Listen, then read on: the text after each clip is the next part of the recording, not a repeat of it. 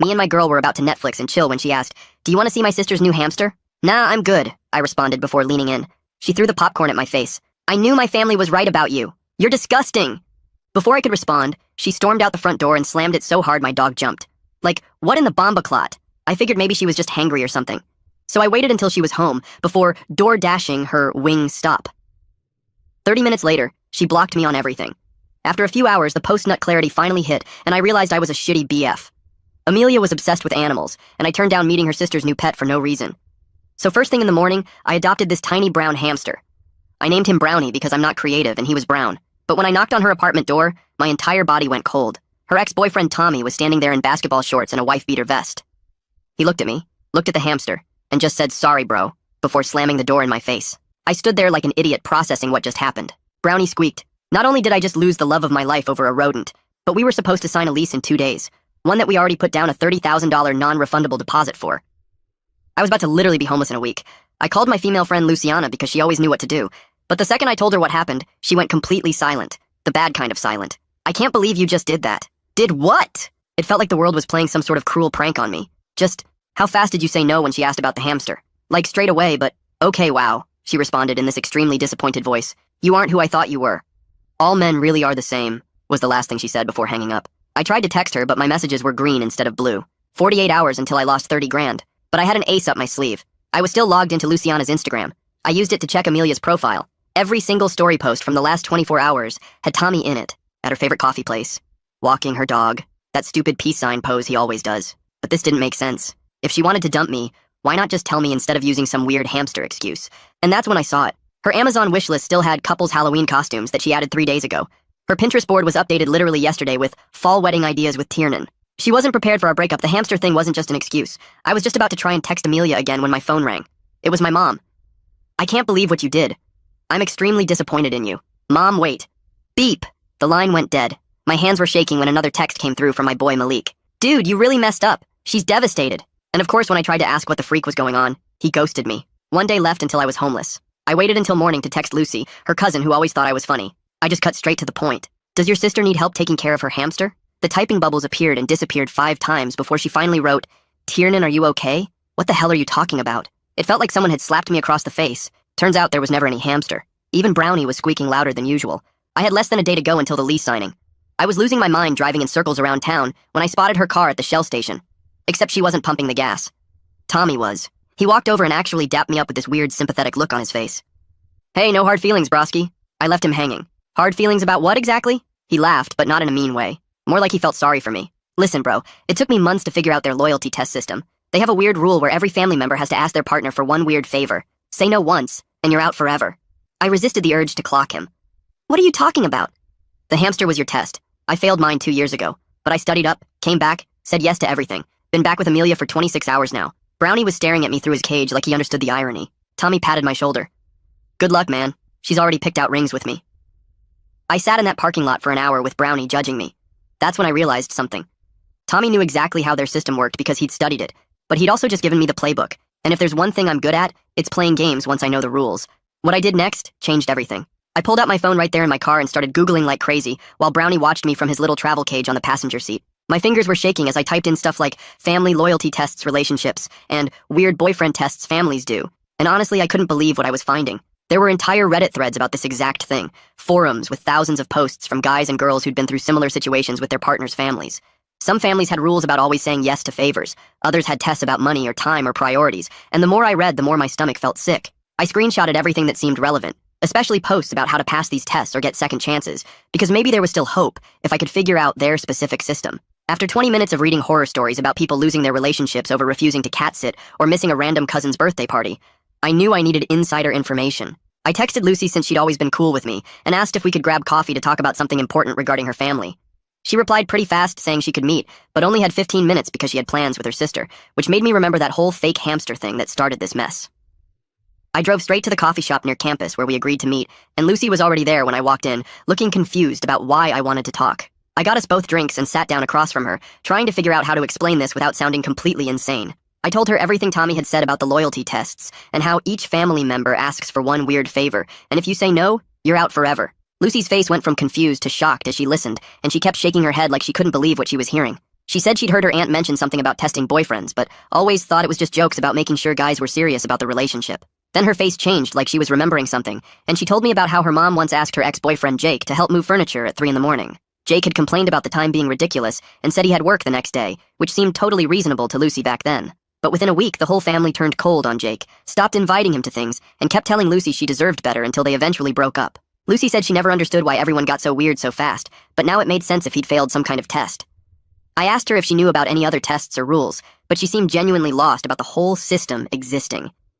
After Lucy left for her sister thing, I sat in my car for a minute processing everything before driving to Luciana's apartment because I needed answers from someone who clearly knew about this whole situation. I knocked on her door for like 5 minutes before she finally opened it, looking super annoyed. Probably because she'd blocked me and here I was showing up anyway. I explained everything about the loyalty test system and how I didn't know I was tested when Amelia asked about the hamster, but Luciana just stood there shaking her head. She said knowing about it now didn't change the fact that I failed, and a good boyfriend would have said yes without needing to know it was a test. Then she dropped another bomb on me by admitting she was supposed to test me too, but hadn't gotten around to it yet. Her test was going to be asking me to skip the playoff game next week to help her move a couch or something equally stupid and trivial. She said the family had a group chat where they coordinated everything and shared results about how boyfriends responded to their tests. I literally begged her to let me see the group chat from her phone, and after a lot of back and forth, she finally gave in and showed me the messages from 2 days ago. There it was in black and white. Amelia's mom had typed that I failed the hamster test hard and didn't even hesitate before saying no.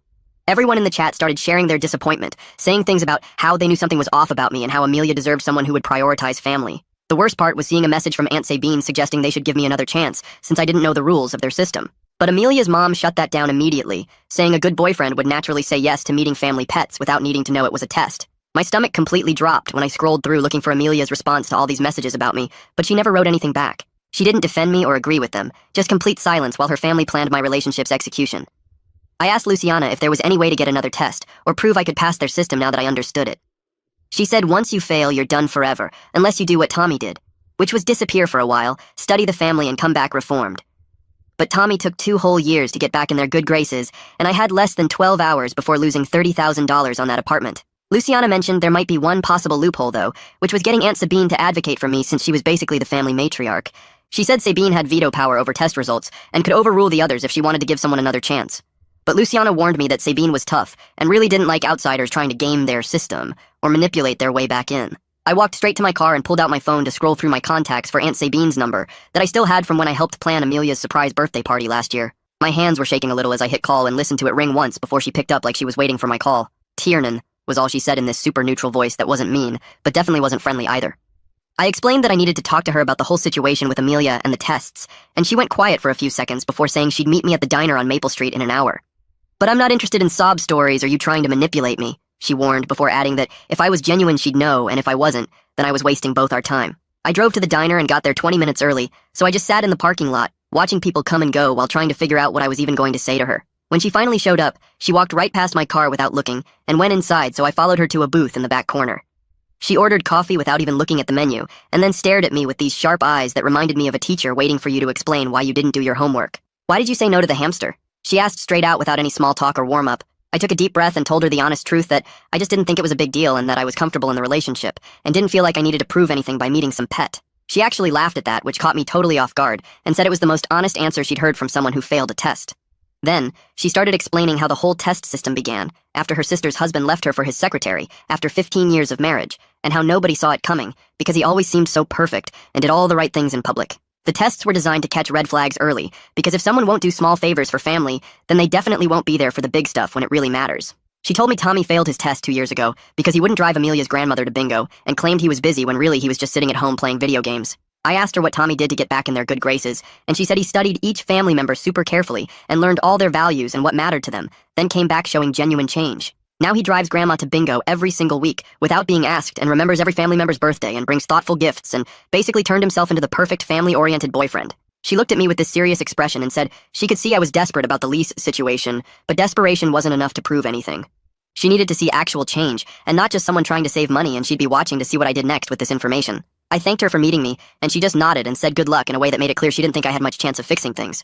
Walking back to my car, I checked my phone and saw 3 missed calls from Jessica at the leasing office, plus a voicemail saying if I couldn't confirm both signatures by 5 p.m. today, then I'd lose the deposit, and the apartment would go back on the market immediately. My stomach dropped because it was already 2 in the afternoon, and there was no way Amelia was signing anything with me at this point. I sat in my car for a minute trying to think of what to do next when I remembered what Sabine said about showing genuine change and caring about things that mattered to the family. Amelia was obsessed with animals, so maybe if I showed I cared about that now, it would mean something even if it was too late for the lease.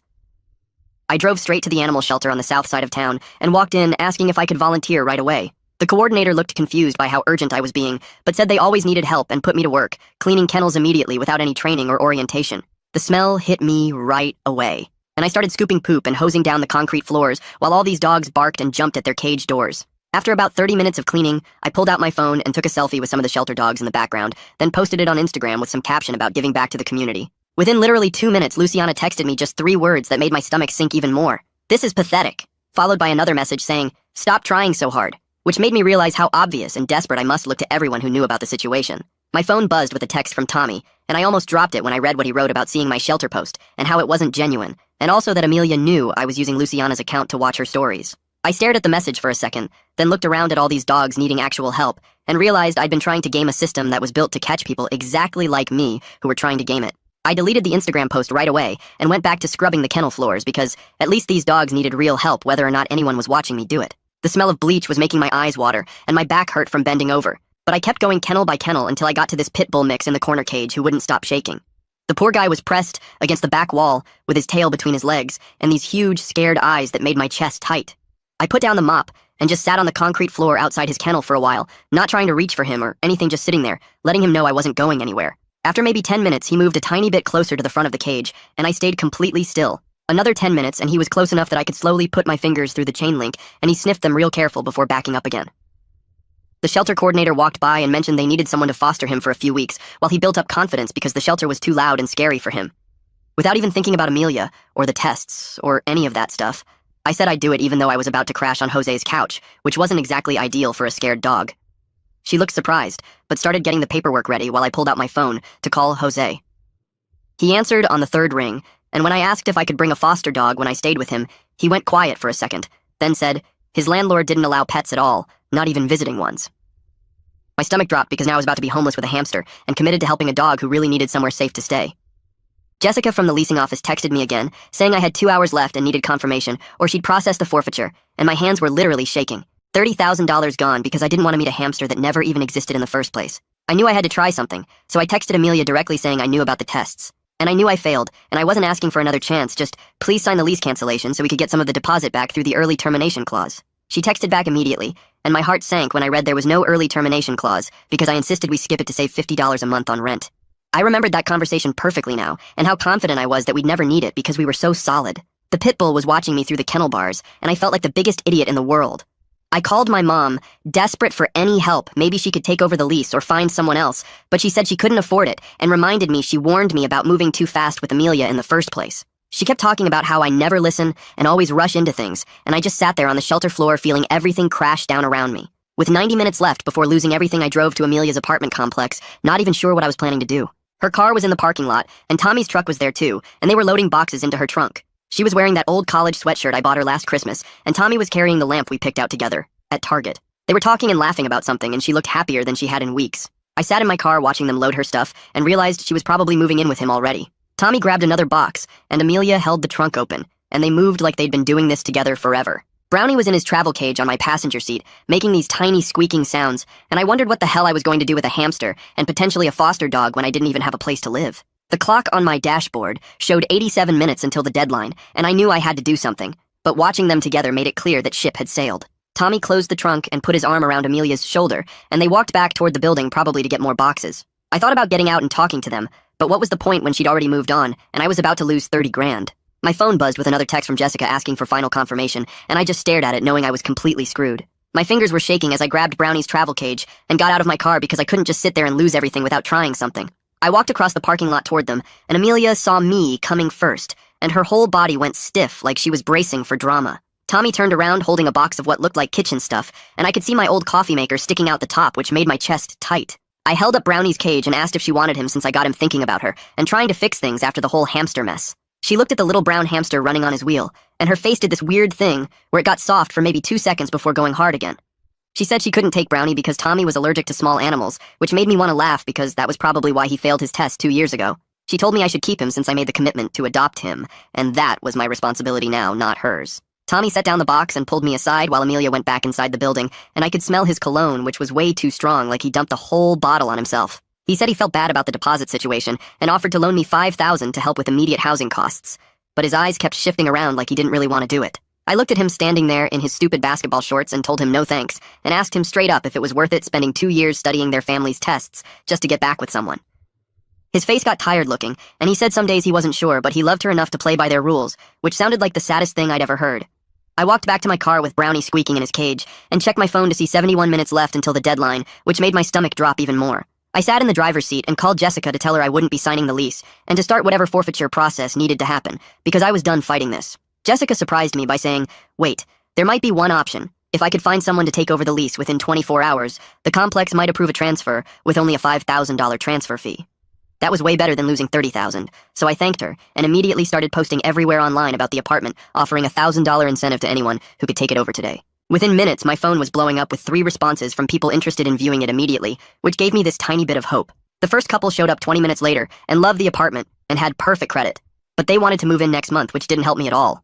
The second person was this guy who couldn't afford it alone and kept asking if he could find a roommate later, which Jessica said wouldn't work for the transfer. The third guy gave me weird vibes and kept asking if Amelia would still be around the complex and if she was single now, which made me want to punch him. I was sitting in the leasing office ready to give up when Lucy texted saying her coworker just broke up with her boyfriend and desperately needed a place today. She said the girl had good credit and stable income and could meet us at the leasing office in 20 minutes if that worked.